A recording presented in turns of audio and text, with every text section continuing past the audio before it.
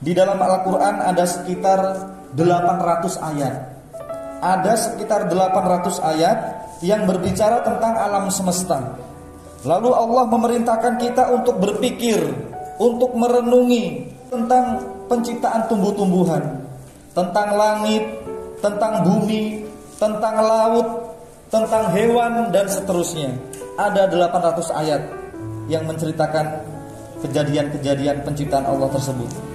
Antara lain yang sering dibaca, atau mungkin kita pernah mendengarkan, ada imam membaca ayat itu berbunyi, Bismillahirrahmanirrahim, afala yanzuruna ilal ibili kaifa khuliqat wa ilas samai kaifa rufi'at wa ilal jibali kaifa nusibat wa ilal ardi kaifa sutihat.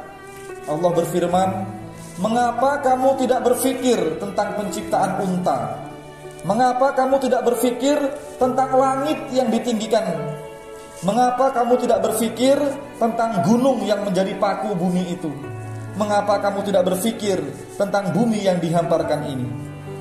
Hadirin jamaah sekalian, kita harus berpikir, karena dengan pikiran itulah yang akan menentukan masa depan kita. Seluruh perintah berpikir di dalam Al-Quran, seluruh perintah berpikir itu menggunakan kata kerja present continuous atau yang sedang berlangsung, dan menggunakan bahasa bentuk plural yang jamak. Artinya, jangan ada satupun hari tanpa pikiran yang jernih. Jangan sampai satu hari itu kita tidak punya pikiran yang jernih, dan tanpa ada produk-produk pikiran yang besar. Kita tidak boleh selamanya menjadi konsumen pemikiran. Kita tidak boleh terlalu lama menjadi konsumen teknologi, tapi kita harus berupaya bagaimana kita menjadi produsen teknologi.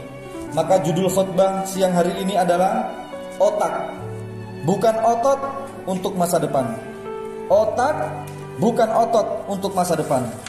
Hadirin sekalian, kita tahu 78 tahun kita ini merdeka. Kekayaan alam kita sangat luar biasa. Banyak negara-negara yang tidak memiliki sumber daya alam seperti kita. Tetapi negara-negara itu mengalami kemajuan yang sangat luar biasa karena mereka tidak mengandalkan sumber daya alam, tetapi negara-negara itu menggunakan sumber daya manusia. Banyak negara-negara yang miskin sumber daya alam, tetapi luar biasa menjadi negara yang kaya raya karena bukan ototnya, tetapi otaknya. Maka Imam Al-Ghazali mengatakan, berpikir itu seperti tumbuhnya pohon, lalu buahnya itu adalah hasil dari produk pikiran itu. Jadi pikiran kita ini seperti pohon, kemudian buahnya itu adalah hasil dari produk pikiran itu. Hadirin sekalian, dalam level bisnis ada orang yang tidak memiliki armada untuk angkutan, tetapi sekarang dengan otaknya sekarang memiliki 1 juta angkutan untuk mengangkut orang di seluruh dunia. Dan sekarang lebih kaya daripada pemilik kendaraan itu sendiri. Sekali lagi, otot bukan penentu masa depan, tetapi otak kita. Tahun 1975 ada petinju muslim yang bernama Muhammad Ali. Seluruh orang memperkirakan ini kalau bertarung dengan Joe Frazier pasti kalah, karena memang berat badannya dan juga pukulan-pukulannya hebat. Tetapi Muhammad Ali berpikir tidak menggunakan otot. Kalau menggunakan otot dia kalah, maka dia menggunakan strateginya yang disebut hit and run.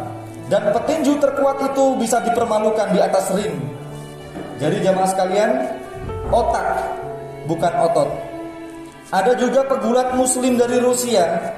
Banyak orang memperkirakan dia akan dipermalukan oleh McGregor, karena memang sudah terbukti kekuatannya. Tetapi sekali lagi, kalau dia menggunakan otot, dia kalah.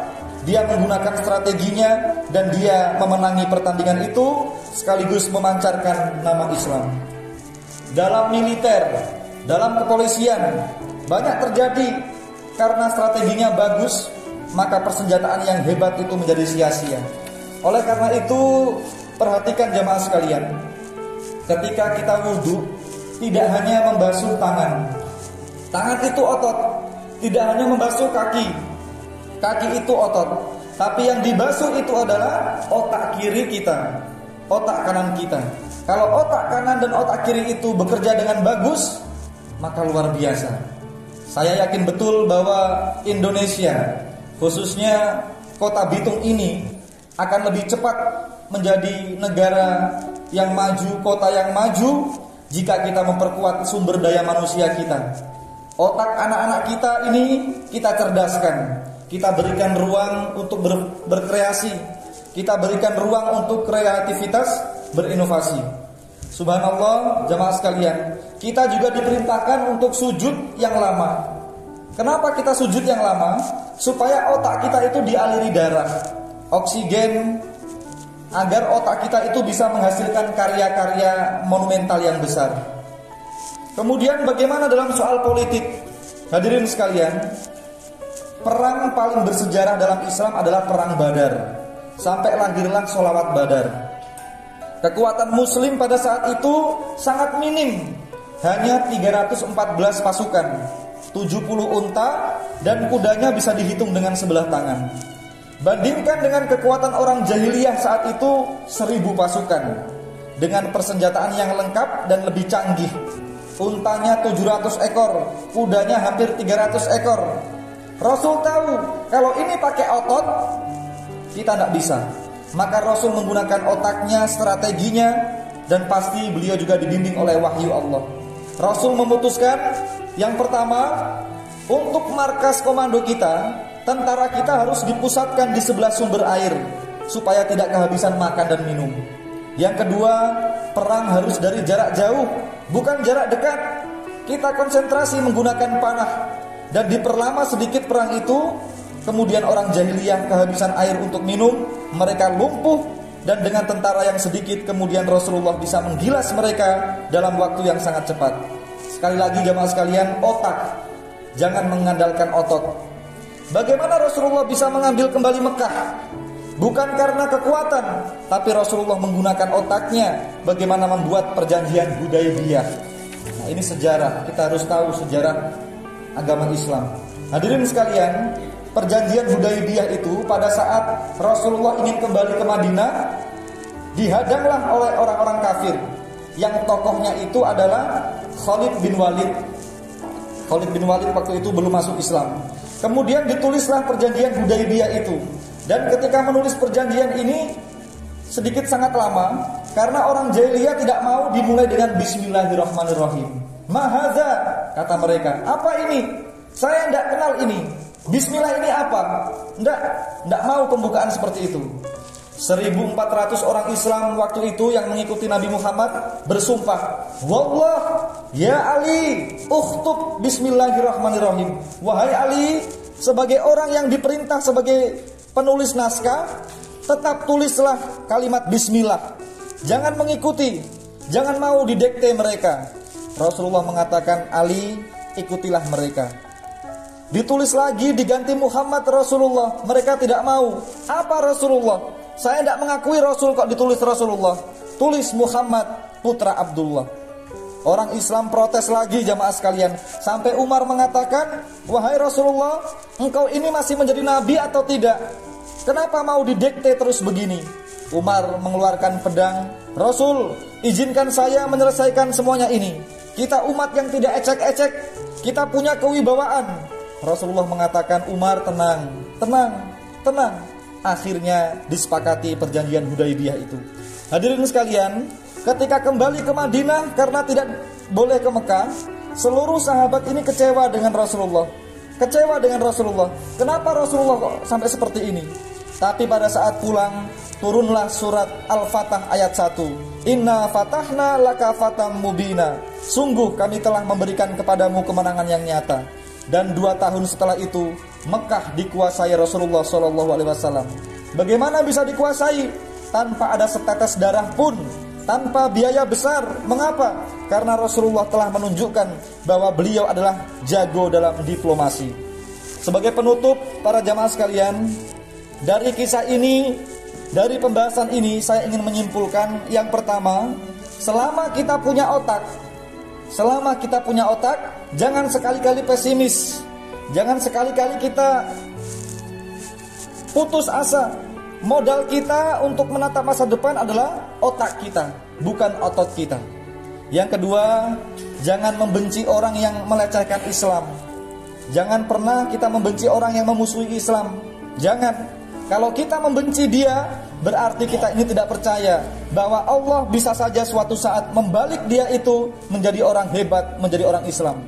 Seperti tadi Khalid bin Walid, yang pertama-tama dia menghalangi Nabi SAW ke Mekah, lalu kemudian dibalik oleh Allah dengan kun fayakun Allah, berubah menjadi panglima perang Islam yang hebat, muda, cerdas dan hebat. Apalagi pada saat ini marak-maraknya berita tentang Palestina. Jadi ketika kita mendengarkan ada orang yang menghina, mencaci, tidak usah kita terbawa arus. Kita diam saja dan kita yakin kalau seandainya dia memang betul-betul dapat hidayah Allah, maka dia akan diberikan hidayah oleh Allah. Umar bin Khattab kurang apa lagi jamaah sekalian. Umar bin Khattab itu berapa kali ingin membunuh Rasulullah. Kemudian Rasulullah hanya berdoa, "Ya Allah, kuatkan Islam dengan masuknya Umar bin Khattab masuk Islam." Dan akhirnya Umar bin Khattab masuk Islam. Dulu membenci, ingin membunuh Rasulullah, sekarang berubah menjadi orang yang siap dibunuh demi Rasulullah. Maka hadirin sekalian, Islam itu emas. Agama Islam kita ini emas. Tidak bisa ditenggelamkan hanya dengan ocehan orang yang benci pada Islam. Tidak bisa. Emas sekalipun dibungkus dengan kotoran hewan, tetap emas, tetap mahal. Yang ketiga jamaah sekalian, tirulah Rasulullah bukan hanya pada ibadah-ibadah ritual, tetapi tirulah Rasulullah bagaimana memanfaatkan otaknya. Dan kita yakin hadirin sekalian, kita punya ibadah wudhu. Setiap wudhu usahakan setiap membasuh kepala itu sisipkan doa, "Ya Allah, berikan aku otak yang baik, otak yang cerdas, berikan aku otak yang bercahaya." Kemudian kita usap kanan kiri dengan air wudhu itu. Kemudian kita juga diajarkan untuk sujud. Usahakan sujud itu yang lama sambil kita berdoa kepada Allah di dalam hati. Dan saya yakin umat Islam pasti lebih cerdas, menjadi SDM yang lebih baik, bahkan menjadi terbaik suatu saat nanti. Amin ya rabbal alamin. Aqulu qouli hadza wa astaghfirullah innahu huwal ghafurur rahim.